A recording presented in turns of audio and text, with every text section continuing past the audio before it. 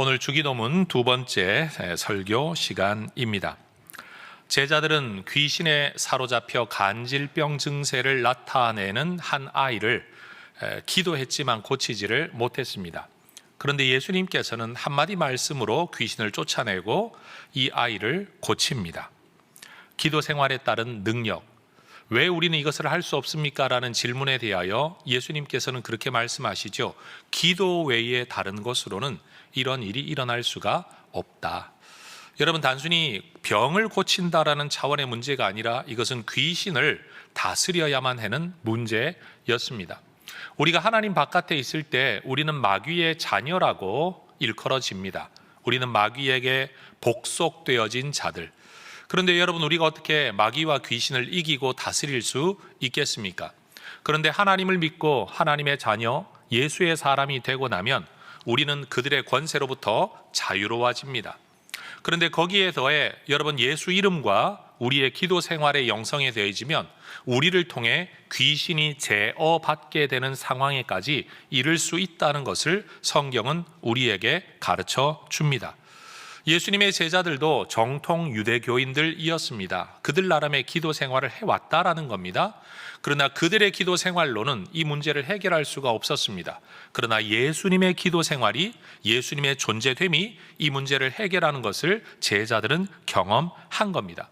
바울이 디모데에게 이야기했던 것처럼 어쩌면 이 제자들은 경건의 모양은 있지만 경건의 참된 능력은 없는 사람들이었다라고 말할 수 있을 겁니다.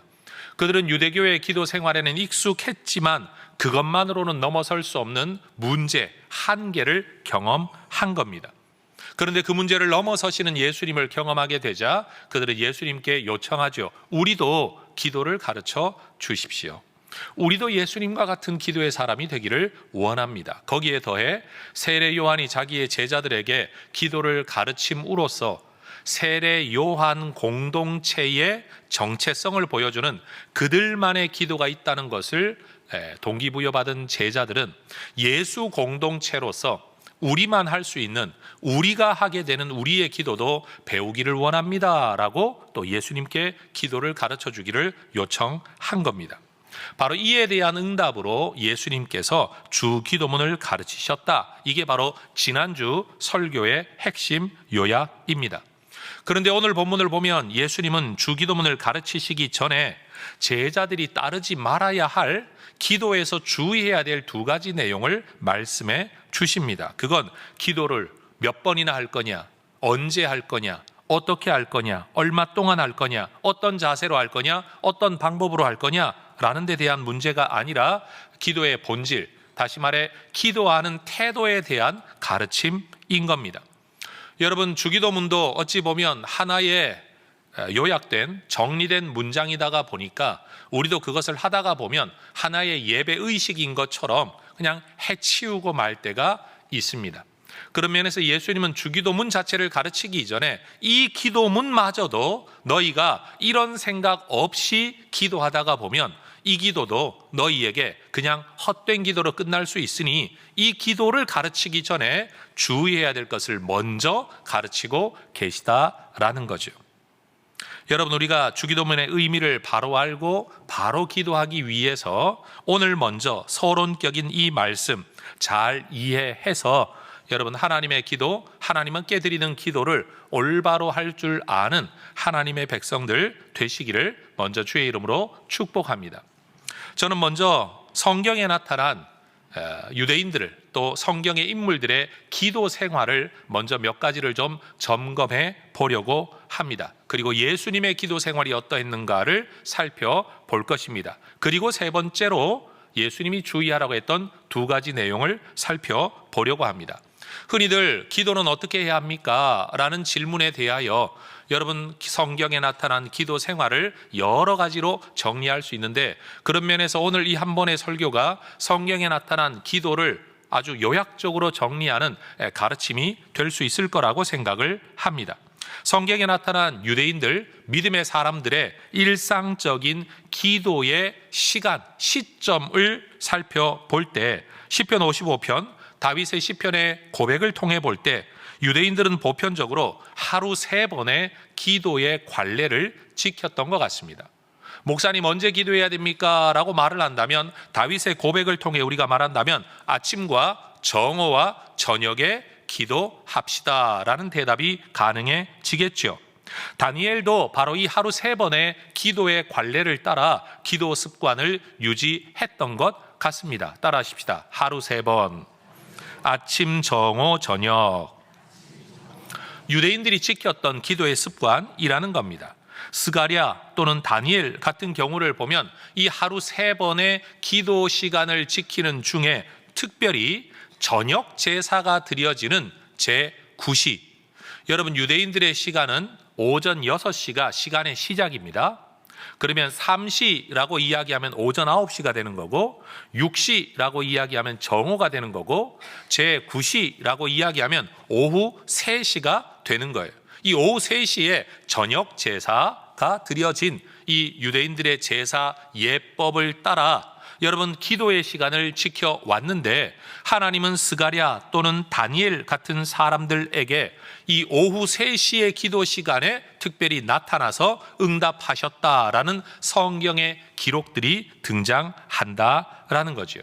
사도행전의 기록에 나타난 베드로의 일상적인 기도 생활을 보더라도 그는 제6시, 다시 말해 정오에 기도의 시간을 지켰다라고 이야기를 합니다. 그리고 제9시에는 성전을 찾아가서 기도했다라는 기록이 나옵니다. 자기의 삶의 처소에서도 정오에 기도했고, 굳이 오후 3시가 되면 성전을 찾아가서 기도했었다라는 거죠. 이방인이었던 고넬료 역시 유대 교인으로 살아가면서 오후 3시에 드려지는 기도의 시간을 지켰다라는 것을 우리는 알 수 있습니다. 그럼 시간이 그러하다면 장소는 어떠한가? 예수님의 제자 베드로와 요한은 정한 시간, 다시 말해 제9시, 성전을 찾아가 기도하는 일이 많았습니다. 또 이방인으로서 성전에 갈 수 없는 형편이었던 고넬료 같은 사람들은 이 제9시 기도 시간에 자기의 집에서 기도하기도 했습니다. 또 남의 집을 방문하는 여행 중이었던 베드로는 이 기도의 시간을 지키기 위해서 그 집의 옥상, 지붕에 올라가 기도하기도 했습니다.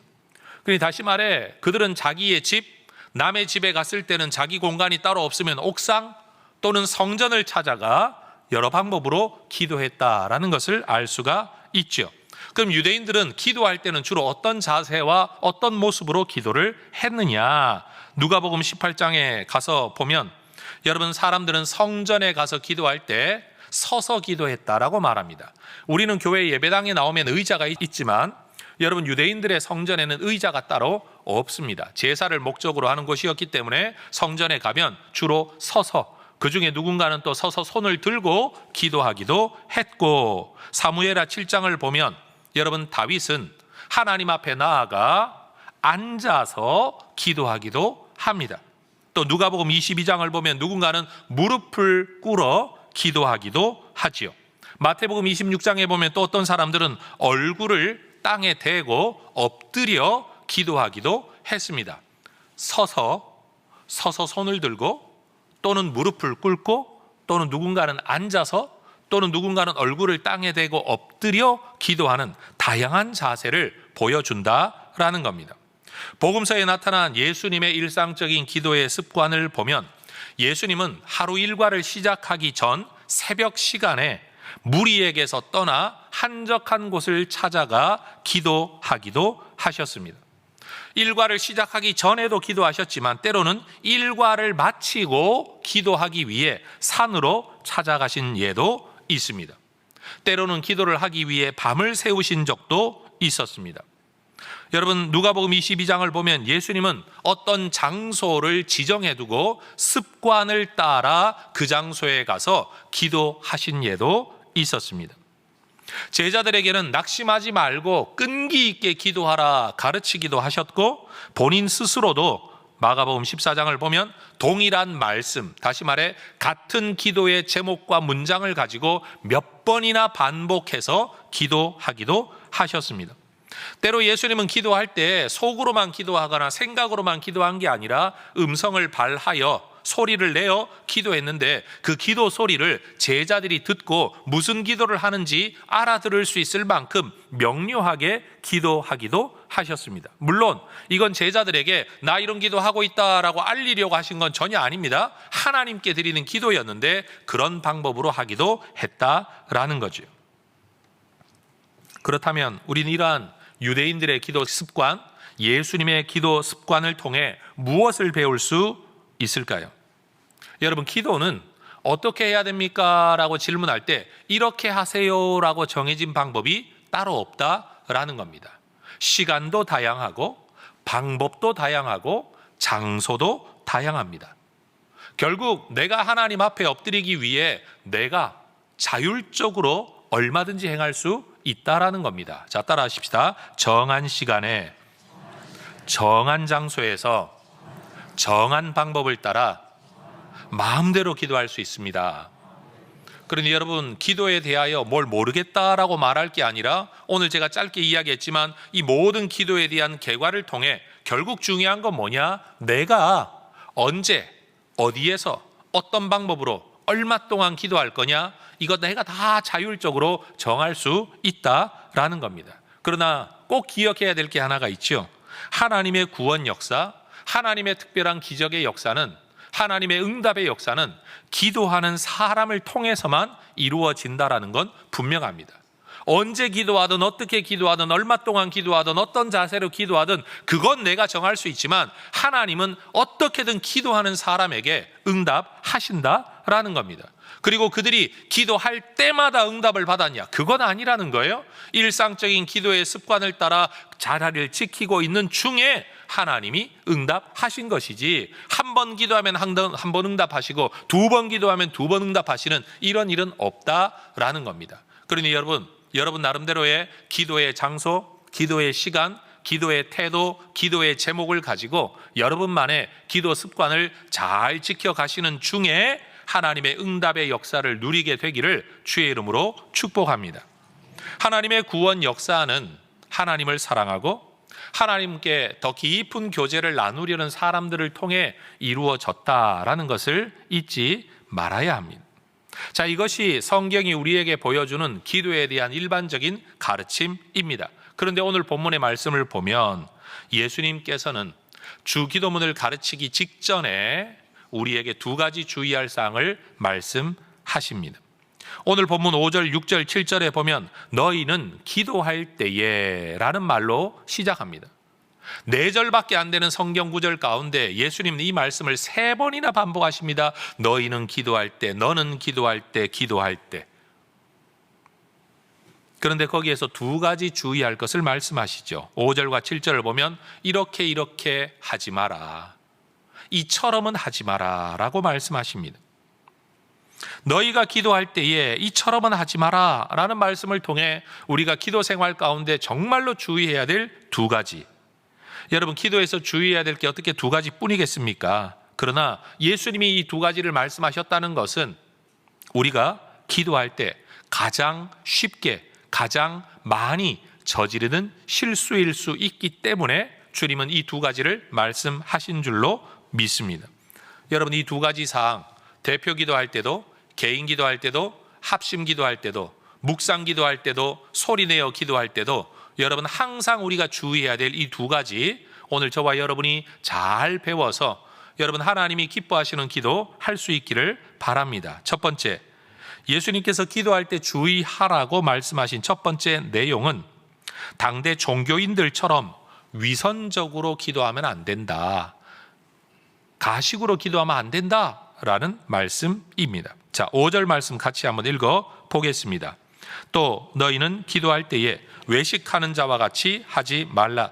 그들은 사람에게 보이려고 회당과 큰 거리 어귀에 서서 기도하기를 좋아하느니라.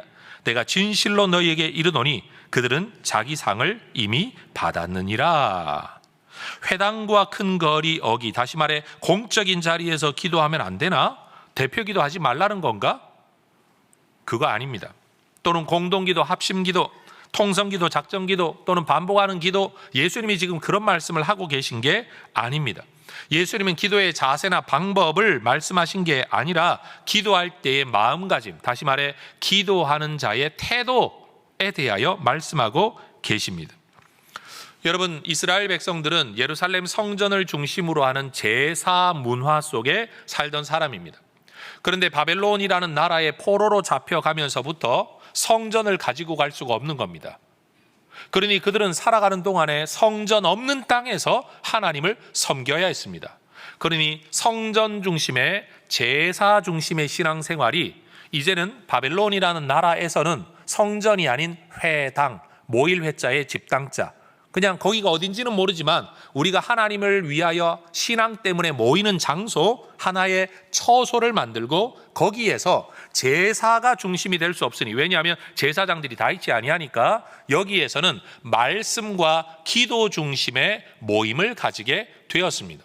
사실 오늘날 우리 기독교 전통은 이 회당 문화를 이어받고 있다라고 말해야 옳을 것입니다.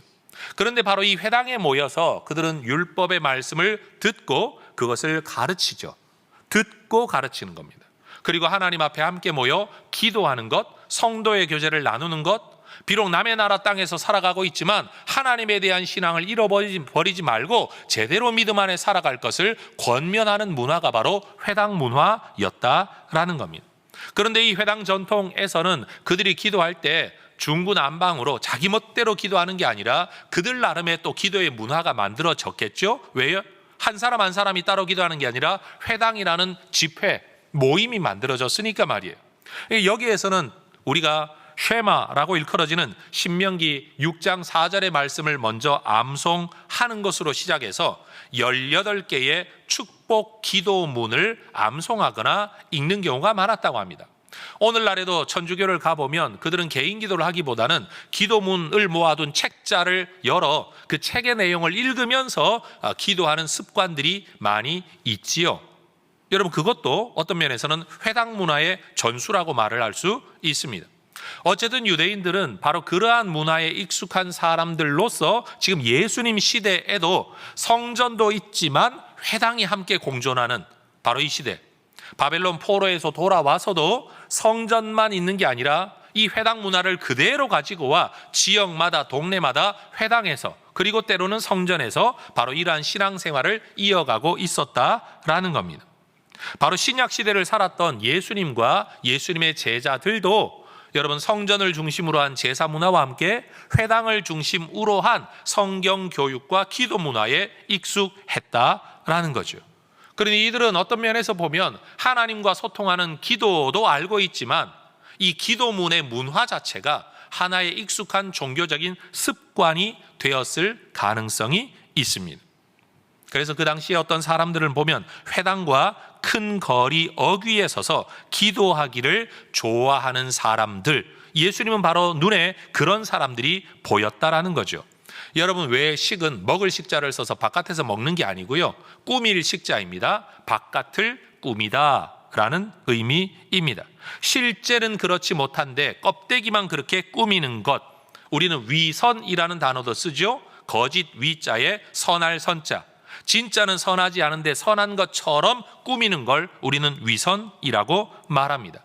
그런데 여러분, 우리는 외식 또는 위선이라는 단어를 쓸 때 여러분, 함부로 이 말을 하면 안 됩니다. 예를 들어 여러분이 교회에 가고 싶지 않은 마음인데도 교회에 나오는 건, 이건 위선이 아닙니다. 신실함과 책임입니다. 여러분, 한때 제가 소설을 읽다가 보니까 이런 이야기를 읽은 적이 있어요. 물론 철학에서도 이 주제를 논하는 주제이기도 합니다. 여러분, 오히려 이 사람의 대사가 훨씬 더 여러분에게 설득력이 있을 것 같아 제가 전하죠. 남성과 여성이 만나서 성적인 교제를 나누는 일에 대한 두 사람의 차이를 이야기하면서 한 사람이 이렇게 말합니다. 당신도 지금 나를 원하고 있지 않냐? 그게 당신의 마음이지 않냐? 당신의 본능이지 않냐? 그런데 그것을 거부하는 것은 거짓이다, 위선이다 라고 대화하는 내용이에요. 여러분도 그렇게 생각하십니까? 성적인 욕구를 느끼면 다 성행위를 해야 되는 건가요? 왜 대답을 안 하실까요?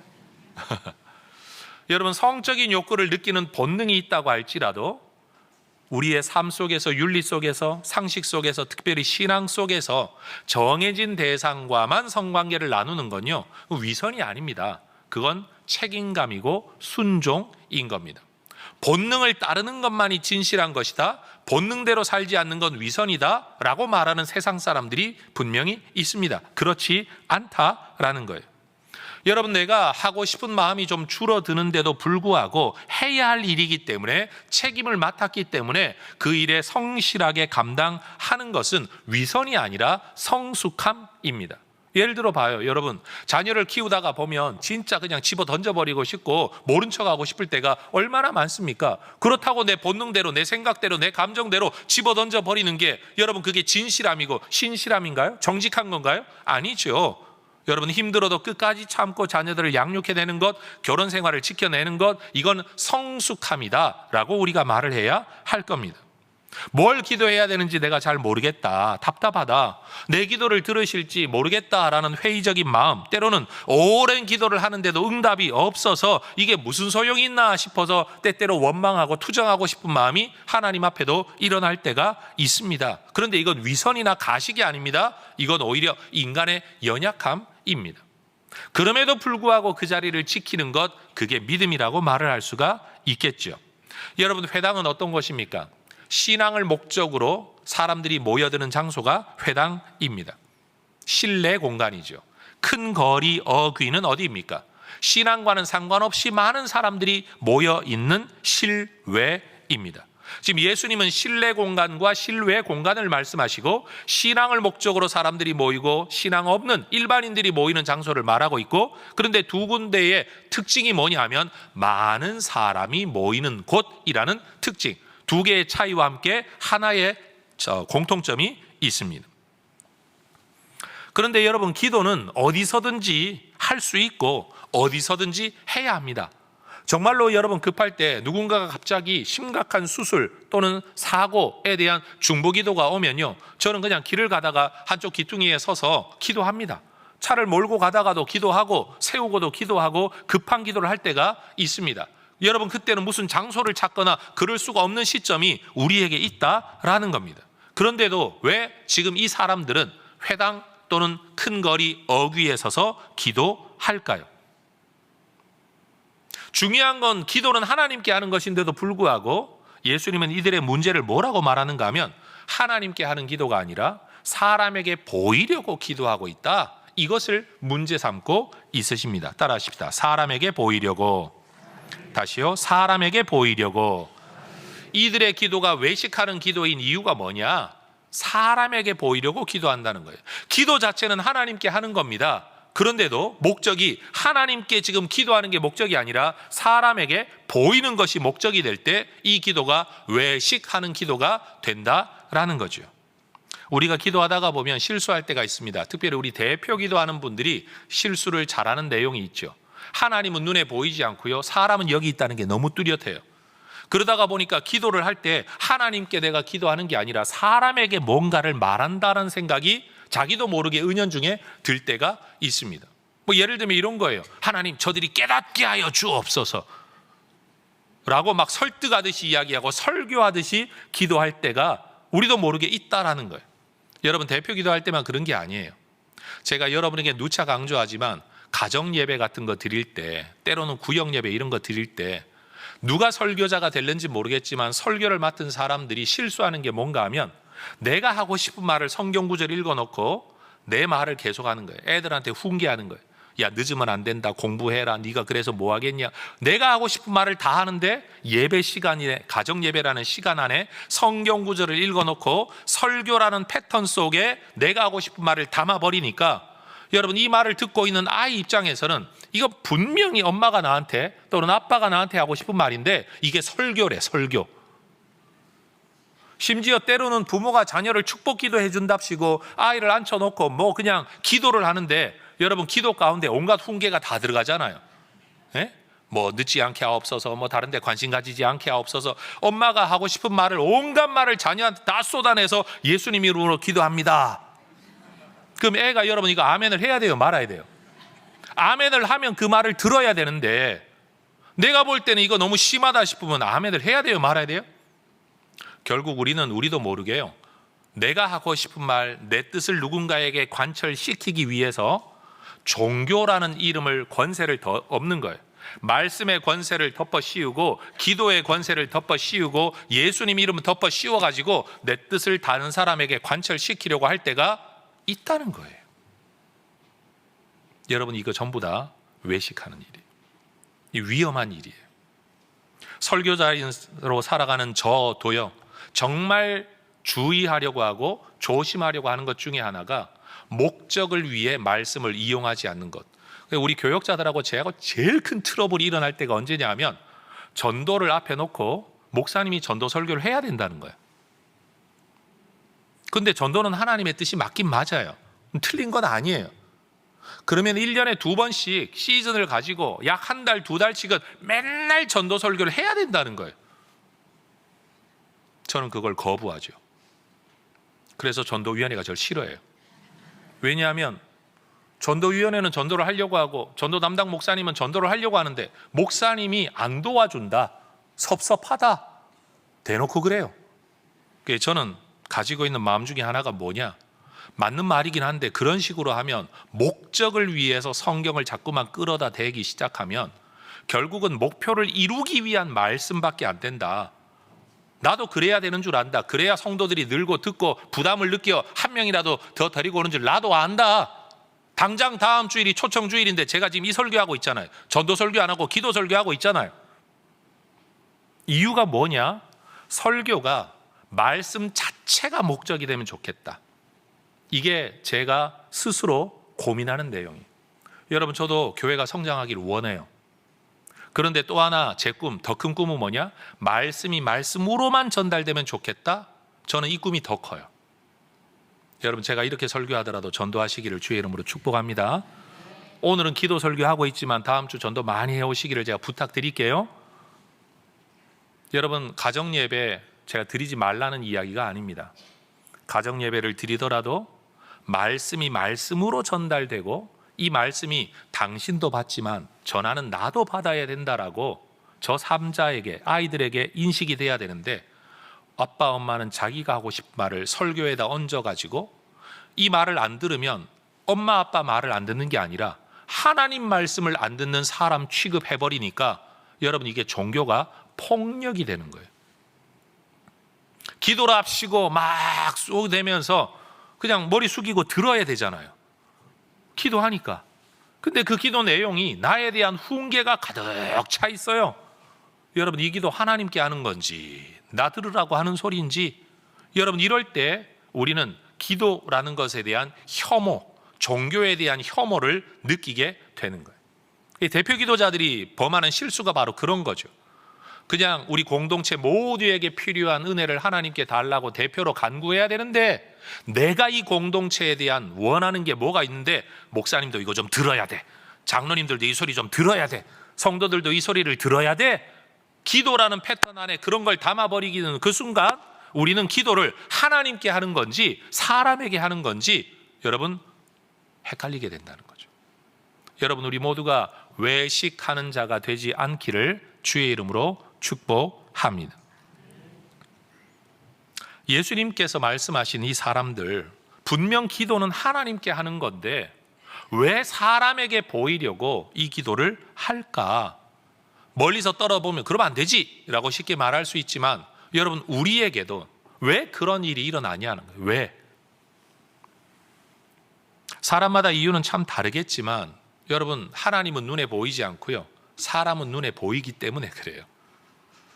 하나님과의 관계는 얼마나 깊어졌는지 모르겠는데 사람으로부터 오는 피드백은 즉각적이잖아요. 오, 장로님 오늘 기도 은혜 받았습니다. 오, 장로님 기도 많이 하시는군요. 오, 장로님 두 손 들고 기도하고 눈물 흘려 기도하는 모습이 굉장히 은혜롭습니다. 이건 즉각적인 피드백이 와요. 근데 하나님은 눈물 한번 흘렸다고 너 정말 잘했다 그러시나요? 뭐 들어본 적이 없으니까 대답이 안 되시죠? 간절하게 옛딴 때보다 기도 좀 더 했다고 하나님이 나타나셔서 너 정말 기도 많이 늘었구나 칭찬하시지 않아요. 그러다 보니까 우리도 모르는 사이에 그 마음으로 자꾸 흘러가요. 영향을 받는 거예요. 어쩌면 이런 사람들은 기도를 통해 하나님과 누리는 관계의 기쁨을 깊이 있게 누려보지 못한 경우가 많을 거다라고 우리는 추측할 수밖에 없어요. 사람으로부터 오는 이야기가 훨씬 더 많이 느껴졌기 때문에 자기도 모르게 그쪽으로 쏠리게 되겠죠. 사람은 어쩌면 당연한 모습이에요. 기도의 기쁨과 응답의 기쁨은 알지 못하는데 기도하는 자체가 강조되는 종교 문화 안에 살아가다가 보면 그들이 기도라는 걸 통해 얻을 수 있는 현실적인 유익은 뭔가 하면 하나님과의 교제와 하나님의 기쁨이 아니라 사람으로부터의 평판, 평가, 책임의 준수가 훨씬 더 크게 느껴질 수 있다라는 거죠. 그런 점에서 이들은 이미 기도의 목적과 본질에서 벗어나고 있는 사람이라고 말할 수가 있는 거죠. 여러분, 그래서 예수님이 이런 사람들을 두고 5절에서 그렇게 말씀하시죠. 그들은 자기 상을 이미 받았느니라. 왜요? 하나님께 얻고자 하는 것 가지고 기도한 게 아니라 사람에게 얻으려고 뭔가를 했는데, 기도를 했는데 그걸 통해 사람에게 평판을 받았으니 얻을 걸 이미 얻어버린 사람, 이렇게 예수님이 평가하시는 겁니다. 그렇다면 예수님의 제자들은 어떻게 기도해야 됩니까? 6절에서 예수님은 외식하는 기도에 대한 대안으로 이렇게 말씀하십니다. 같이 읽겠습니다. 너는 기도할 때에 내 골방에 들어가 문을 닫고 은밀한 중에 계신 내 아버지께 기도하라. 은밀한 중에 보시는 내 아버지께서 갚으시리라. 여러분, 골방은 바깥에서 바로 드나들 수 있는 게 아니라 집 안에 들어와서도 가장 구석에 있는 방이 골방이죠. 창고로 사용되든 아니면 다락방 같은 공간이든 말이에요. 여기는 외부의 제한을, 방해를 받지 않는 공간일 뿐만 아니라 여러분, 여기 여러 사람이 드나들거나 다른 사람이 바라볼 수 있는 공간이 아닙니다.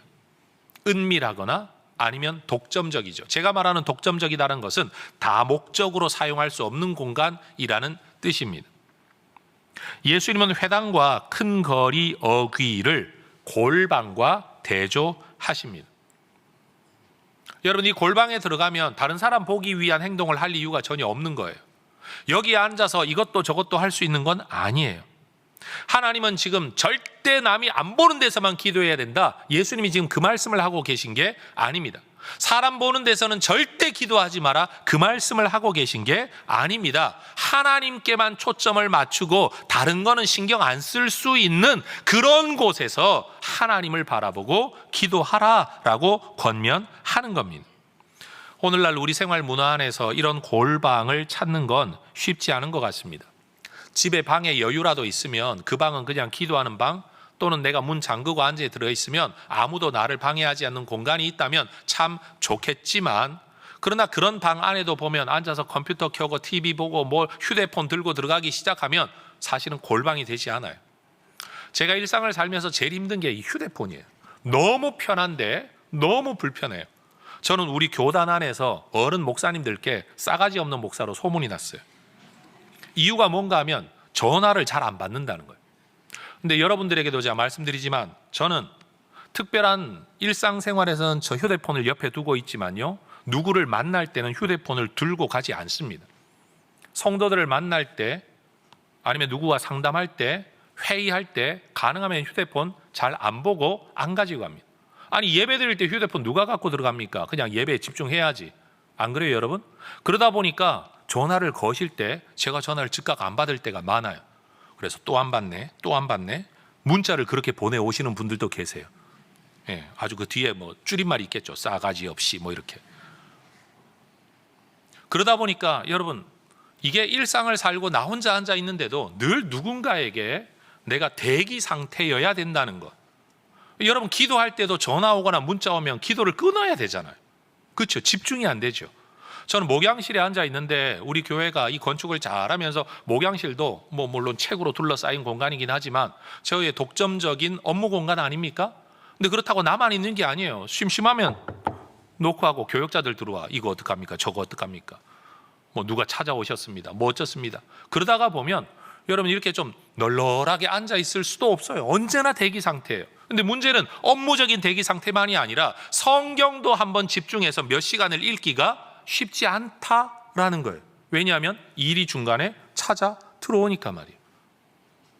그래서 여러분, 삶의 기도의 골방 찾기가 목사마저도 쉽지 않더라. 제가 지금 이 이야기를 하고 있는 것, 여러분 얼마나 힘들겠냐는 이야기를 제가 공감하고 있다라는 거예요. 어떤 분들은 가족들이 다 일어나기 전, 요즘 대부분 싱크대 밑에는 발에 쿠션을 위해서 매트 정도 하나 깔아놓고 지내시잖아요. 그 자리가 목사님 저에게는 골방입니다, 기도 자리입니다 하시는 분들이 제법 많으시더라고요. 왜냐하면 일단 가족들이 일어나는 삶의 패턴이 있으니까, 기상 전 시간, 그때는 아무도 누가 나오질 않으니까. 근데 문제는 누군가는 물 먹으러 나오면 또 그것도 깨진다는 거지. 그렇죠? 그래요. 제 경험상 가장 독점적인 골방은요, 자동차 아닐 때가 많은 것 같아요. 네. 그래서 저는 한동안 정말 답답할 때는요, 차를 끌고 어떤 대교를 간 적이 있어요. 빠져 죽으려고 간 거 아닙니다, 오해하지 마십시오. 근데 그 다리 중에는 여러분 그냥 통행만 되는 다리도 있지만, 길가에 좀 차를 세울 수 있는 공간이 있는 다리가 있어요. 거기를 가서 문 다 걷어 닫아놓고 앉아있으면 누가 날 찾아올 게 없어. 노크하러 올 사람 아무도 없어. 내가 휴대폰 하나만 딱 꺼버리는 그 순간 나는 완전히 혼자가 되는 거예요. 누가 날 쳐다보지도 않아. 여러분 진짜 한강 내려다 보면서 주여 외치고 찬송 부르고 기도하면요, 거기야말로 진짜 골방이더라고. 오늘 또 이렇게 다리가 미어 터지면 안 되는데, 여러분 지하 주차장에서 그러고 계시면 오해받습니다. 저 사람 이상한 사람이 있다, 지하 주차장의 안에, 차의 안에서 뭘 하는지 모르겠다. 여러분 이렇게 신고당하면 안 되고요. 여러분들이 출퇴근하는 거리 가운데 특정한 어떤 여유로운 자리가 있다고 하면 한번 활용해 보실 것을 저는 또한 권해 드리고 싶습니다. 우리 주님은 분명히 말씀합니다. 네가 이것저것 신경 써야 될 그곳에서 기도하기보다는 아무것도 신경 쓰지 않아도 되는 곳에서 기도하는 게 참 좋다. 저는 이 교회 건축하고 난 뒤에 어쩔 수 없이 그 선택을 내가 하긴 했지만, 가장 아쉬운 건 기도실이 없다는 거예요. 이 예배당에도 기도하려고 누가 들어와 앉아 있을 수 있지만, 여러분 업무 때문에, 점검 때문에, 찬양대 연습 때문에, 찬양팀 연습 때문에 드나들기 시작하면 나 혼자 하나님과만 독대하는 어떤 기도를 하기가 이게 쉽지가 않아요. 그게 현실이에요. 정말 아무도 보지 않는 그곳에서 기도할 수 있는 공간이 저는 이 건축 안에서도 어딘가 만들어지면 좋겠다, 지금도 계속 궁리를 합니다. 오죽하면 저 중층에 문이 두 짝이잖아요. 바깥문, 안에문. 저 두 개 걸어 잠그면 저 안에 기도실이 되지 않을까, 이런 궁리를 할 만큼 개인적으로는 고민을 되게 많이 하고 있습니다. 여러분 어찌되었든 주님은 우리에게 가르치십니다. 사람에게 보이려고 사람 신경 쓰며 기도하지 말고 오직 하나님께만 집중할 수 있는 기도의 시간과 장소의 방법을 우리가 찾아야 된다. 여러분 이런 기도 하실 수 있기를 주의 이름으로 축복합니다. 두 번째, 예수님께서 주의하라고 가르쳐 주신 두 번째 내용은 뭐냐? 중언부언하지 말라라는 내용이에요. 자, 7절 말씀 같이 읽어 보겠습니다. 또 기도할 때에 이방인과 같이 중언부언하지 말라. 그들은 말을 많이 하여야 들으실 줄 생각하느니라. 예수님께서 지금 이방인을 언급하시는 것은 인종적이고 민족적인 혈통적인 차별을 이야기하시는 게 아닙니다. 하나님을 제대로 알지 못하는, 하나님이 어떤 분인지 제대로 알지 못하는 사람들을 일컫는 표현입니다. 예수님께서 보시기에 중언부언하는 기도는 주로 하나님을 제대로 모르는 이방신을 섬기는 사람들에게서 자주 발견되는 모습인데, 지금 유대인들도 유일하신 하나님께 기도하면서 이런 기도를 많이 한다라고 말씀하시는 거예요. 여러분 중언, 거듭하다, 말을 거듭하다는 거예요. 부언, 말을 다시 한다는 거예요. 말을 얹어서 말의 무게를 더한다라는 거죠. 우리는 이걸 사람한테 할 때 이걸 잔소리라고 말합니다. 알아들을 수 있는 하나의 말로 끝나는 게 아니라 끝나는가 싶으면 다시, 끝나는가 싶으면 다시. 왜 이렇게 하죠? 내 말을 강조하고 싶은 거죠. 내가 너한테 하고 싶은 말을 강조해서 계속 말을 더 얹어서 말의 권위와 무게를 더하려고 하는 것. 사람에게 할 때 이걸 우린 잔소리라고 말하고, 하나님께 이렇게 하게 되면 이게 중언부언하는 기도가 된다라는 겁니다. 성경을 통해 볼 때 무엇이 중언부언하는 걸까? 이거다라고 설명하는 게 없기 때문에 여러분 성경의 두 개의 사건을 보면 우리는 좀 유추해 볼 수가 있을 것 같아요. 신약 성경 사도행전 19장의 기록을 보면 사도 바울이 에베소 지역에서 예수님을 증거하자 아데미 여신상을 만들어서 장사하던 사람들이 이건 전부 다 가짜다라고 말하는 바울 때문에 사업상의 손해를 보게 되었죠. 그러니까 이들이 대규모 시위를 합니다. 사도행전 19장 34절을 보면 그들은 모여서 시위할 때요 2시간 동안이나 에베소의 여신 아데미의 이름을 외칩니다. 2시간 동안이나. 그들이 신의 이름을 부르고는 있지만 이건 기도는 아닙니다. 이 말 누구 들으라고 하는 거죠? 권력자들이 듣고 저 바울 좀 처리해달라 시위하는 구호였을 뿐입니다. 신의 이름을 부르고 있지만 신이 목적이 아닌, 사실은 기도는 하고 있지만 기도가 목적이 아닌 이런 일이 가능하다라는 거죠. 예수님께서 말씀하신 외식의 또 하나의 모습이자 중언부언하는 모습일 수 있는 거죠. 또 구약성경 열왕기상 18장을 보면 여러분 엘리야 이야기, 여러분 바알과 아세라의 선지자들은 그들의 간절함을 표현하기 위해 18장 26절을 보면 아침부터 낮까지 바알의 이름을 불렀다라고 말합니다. 바알의 이름을 부르는데 거듭거듭 불러요. 그런데 이렇게까지 하는데도 아무 응답이 없자 18장 26절에 보면 그들은 쌓은 제단 주위에서 뛰어놀았다라고 말하는데, 여러분 뛰어논 게 뭔가 하면 제의적 춤을 췄다라는 거예요. 제단을 빙빙 돌면서 그들만의 종교인의 춤, 무당들이 추는 춤 같은 춤을 추면서 그들의 간절함을 더 강하게 표현했다는 거예요. 근데 그렇게 해도 별다른 응답이 없자 더 큰 소리, 18장 28절 큰 소리로 신의 이름을 부르고 더 나아가 피가 흐르기까지 칼과 창으로 그들의 몸을 상하게 했다. 다시 말해 자해. 여러분 자기의 몸을 상처를 내면서까지 피를 흘리면서까지 그 간절함을 표현하여 그들의 신의 응답을 기다렸다라는 거예요. 근데 그렇게 해도 안 되니까 미친 듯이 떠들어 대었대요. 고래고래 소리를 질렀다는 뜻입니다. 여러분 이방 선지자들, 이방인이라고 예수님이 일컫는 사람들은 나의 간절함의 정도가 응답을 가져올 거라고 믿는 것 같아요. 우리 예수 믿는 사람들도 이럴 때가 많죠. 내가 간절해야 응답하실 거다.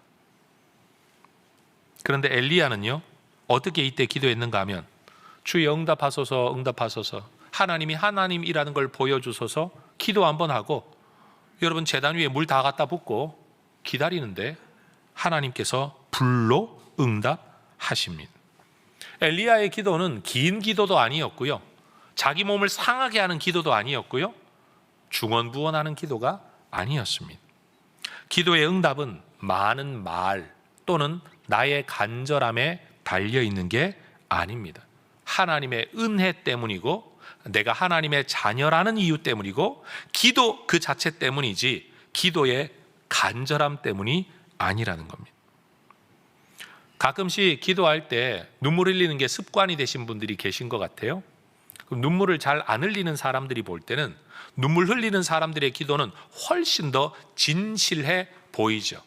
그런데 여러분 눈물 흘리면 하나님이 응답하시고 하나님은 눈물에 약하신가요? 물론 주께서 우리의 눈물을 주의 눈물병에 담으신다는 시편의 표현도 있습니다. 그만큼 우리의 눈물을 귀하게 보신다는 거지만 여러분 습관적 눈물을 귀하게 보시지는 않을 것 같아요. 이제는 그것도 외식하는 눈물 아니겠습니까?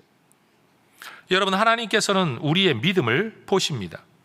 여러분 자식을 키우면 모두가 알고 있습니다. 자식도 자기 성공을 꿈꿉니다. 그런데 부모는 자식의 성공을 더 간절히 꿈꿉니다. 제 말이 맞죠 여러분? 하나님은 우리가 기도할 때 나는 간절히 기도하는데 하나님은 안 들어주신다 라고 생각을 하지만 사실 하나님이 더 간절하십니다. 오죽하면 우리의 구원과 우리의 행복을 위해 자기 아들까지 내어주셨을까요? 여러분 중에 누가 날 구원해 달라고 하나님 이 방법 써주세요 라고 요청한 사람이 있습니까? 우리 아무도 하나님 앞에 그런 구원의 방법을 요청한 적 없고 구원해 달라고 부르짖는 사람도 없는데 하나님은 이미 우리의 구원을 위하여 미리 간절하셔서 미리 답답하셔서 예수라는 방법을 우리에게 베풀어 주신 겁니다. 이게 하나님의 사랑입니다. 우리가 기도하는 대상인 하나님 아버지는 우리의 기도를 들어줄까 말까를 들어보고 결정할게 라고 재고 계신 분이 아니라 우리가 기도하기 이전에 우리에게 무엇이 있어야 될 줄을 이미 아시는 분. 그래서 예수님은 8절에 이렇게 말씀하십니다. 같이 읽겠습니다. 그러므로 그들을 본받지 말라. 구하기 전에 너희에게 있어야 할 것을 하나님 너희 아버지께서 아시느니라. 그들을 본받지 말래요. 왜요? 사람에게 인정받으려는 기도하지 말고 중언부언해야 응답받을 거라고, 네 몸을 상하게 해야 응답받을 거라고 그런 거 하지 마라. 하나님 이미 너희에게 뭐가 있어야 하는 줄 아신다. 사실 하나님은 믿는 자나 믿지 아니하는 자에게나 하나님은 공기를 주시고 땅을 주시고 소출을 주셔서 일상적인 창조 세계의 자연 법칙을 따라 인간에게 필요한 모든 것들을 이미 공급하고 계십니다. 그 믿고 안 믿고를 상관없이 하나님은 이미 은혜를 베풀고 계십니다. 그 위에 우리 하나님은요, 예수 믿는 자에게 구원을 주십니다. 자격 따지지 않으십니다. 헌신 따지지 않으십니다. 믿음으로 주십니다. 거기 한 걸음 더 나아가면 여러분, 기도하는 자에게 응답하십니다. 따라하십시다. 심는 대로 거둡니다. 다시요, 심는 대로 거둡니다. 이게 하나님 법칙이라는 거 여러분 절대 잊지 마십시오. 믿음을 심어 구원을 얻고 기도를 심어 응답을 받는 겁니다. 예수 믿는 사람들은 가만히 있는데도 모든 일이 저절로 이루어지는 게 아니라 하나님은 기도라는 방법을 통해 응답하시겠다고 우리에게 약속하신 게 하나님의 법칙이라는 겁니다. 여러분, 아이들이, 여러분 저도 이제 딸내미가 이제 결혼하면 빨리 할아버지가 되기를 제가 프레셔를 계속 줄 거거든요. 여러분, 우리 어떤 선배 목사님이 말씀하셨어요. 할아버지가 되기 전에는 목회를 논하지 마라. 저도 빨리 그 경지에 빨리 들어가 보고 싶어요. 근데 여러분, 대부분의 할아버지들이 그래요. 뭔가 하나 손에 들고 할비해봐 뭐 이런 거 자꾸 시키죠. 사실은 이미 주려고 마음먹고 있는 건데 그걸 방법으로 주겠다는 거죠. 그렇죠? 우리 하나님은 우리에게 뭔가를 주시려고 이미 다 가지고 계세요. 근데 방법이 뭔가 하면 기도해라.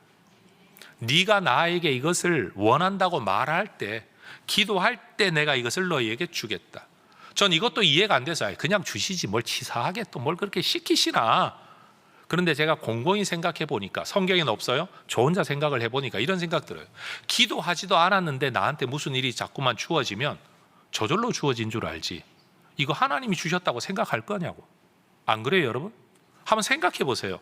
그냥 저절로 모든 일이 다 잘 된다면 이거 하나님이 내게 주셨다고 생각할 사람이 몇 사람이나 되겠냐고요.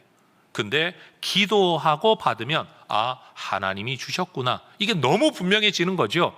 거기에서 하나님과의 관계가 쌓이고, 또 기도하지 않는데도 뭐가 자꾸 주어지면 여러분, 하나님 찾으시겠어요? 하나님 찾아 하나님하고 말 한마디나 하겠냐고요. 근데 하나님은 우리와 함께하는 걸 좋아하셔서 기도라는 방법으로 초청하시는 거죠. 이게 하나님의 방법이라는 겁니다. 그러니 여러분, 우리는 하나님이 믿지 않는 자에게도 주시는 은혜가 있다는 것, 믿는 자에게 주시는 은혜가 있다는 것과 함께 기도하는 자에게 주시는 은혜가 있다는 것을 깨달아야 합니다. 그래서 우리는 오직 예수 믿음 안에서, 오직 예수 이름을 통해서만 주어지는 하나님의 응답이 있다는 걸 알아야 돼요. 요한복음은 기도에 대하여 참 많이 강조를 하는데요. 요한복음 14장 13절, 너희가 내 이름으로 무엇을 구하든지 내가 시행할 거다. 15장 16절, 내 이름으로 아버지께 무엇을 구하든지 다 받게 할 것이다. 16장 23절, 너희가 무엇이든지 아버지께 구하는 것을 내 이름으로 주실 거다. 결국 예수 믿음 안에서, 예수 이름으로 간구함 안에서 우리 하나님께서 응답하신다고 가르쳐 주셨다는 거예요. 다른 데에 가서 다른 길을 찾을 게 아니라 주님이 이미 가르쳐 주신 응답의 길, 기도의 길이 여기에 있다라는 겁니다. 여러분, 이 하나님과 예수 안에서 교제하고 예수 안에서 응답 얻는 여러분 되시기를 축복합니다. 마음의 간절함만 있으면 다 이루어진다? 성경에 그런 말 없습니다. 간절함 때문에 이루어지지 않습니다. 내 몸을 상하게 하는 간절함이 있으면 지성이면 감천이다, 그런 성경 구절도 없습니다. 예수 이름으로 하나님 앞에 나아가 믿음으로 간구할 때, 예수 이름으로 간구할 때 하나님이 우리의 기도에 응답하신다 약속하셨습니다. 그러니까 말을 더 얻는 중언부언이 기도응답의 길이 아니라 예수 믿음과 예수 이름의 간구가 응답의 길이다, 성경이 분명히 말하고 있다라는 거예요. 그렇기 때문에 하나님께 기도할 때 우리에게 필요한 것은 간절함 이전의 믿음입니다. 히브리서 11장 6절이 말씀하죠. 믿음이 없이는 하나님을 기쁘시게 하지 못하나니 하나님께 나아가는 자는 반드시 그가 계신 것 믿어야 되고 그가 자기를 찾는 자들에게 리워드, 상, 뭔가를 갚아주시는 분이라는 것을 믿어야 할 거다. 여러분, 이 믿음이 여러분에게 있기를 축복합니다. 우리의 기도는 인격적 관계성이 없는 간구를 통해 신을 굴복시키거나 신을 감동시켜 응답받는 게 아니라 하나님과의 관계성, 부모, 자녀의 관계성, 예수 안에서 맺어지는 이 관계성 안에서 예수 안에서 예수 이름으로 우리에게 하나님의 은혜를 베푸신다라는 거예요. 그러니 여러분, 하나님과 기도하면서 맞서지 마세요. 내가 하나님을 이기겠다고 달려들지도 말고요, 하나님을 설득하겠다는 생각도 하지 말아야 됩니다. 왜요? 설득한다는 건 모른다는 뜻 아니에요. 하나님이 이미 다 알고 계시다니까요. 이기려고 달려들면 안 돼요. 하나님이 져서 우리한테 응답하시겠어요? 그런 일이 일어날 수가 없는 거예요. 하나님과 맞선다? 여러분, 하나님의 뜻을 따라 살기 위해 기도하는 거지, 하나님과 맞서서 하나님을 끌고 가겠다고 기도하는 건 말도 안 되는 이야기입니다. 하나님을 있는 그대로 받아들이고 하나님의 섭리를 받아들이고 내게 주어진 삶을 받아들이고 내가 이해할 수 없는 이 삶도 하나님의 손안에 있다는 것을 믿으면서 하나님, 나는 이렇게 되기를 원합니다 라고 나의 소원을 계속 아래에다가 보면 때로는 하나님께 내가 설득당하기도 하고 때로는 내가 원하는 게 이루어지기도 하면서 하나님의 손안에서 살아가는 게 우리의 인생인 거죠. 여러분, 기도 언제 해야 됩니까? 여러분 마음대로 하시면 돼요. 얼마 동안 하면 됩니까? 여러분 마음대로 하시면 돼요. 언제 하면 됩니까? 마음대로 하시면 돼요. 어떤 자세로 해야 됩니까? 마음대로 하세요. 저는 누워서도 기도합니다. 화장실에 앉아서도 기도해요. 언제든지 할 수 있습니다. 하나님은 우리의 모든 기도를 들으시는 줄 믿습니다. 중요한 건 뭐냐? 예수 믿음 안에서, 예수 이름 안에서 기도하는 것, 이게 우리의 기도의 조건이라는 겁니다.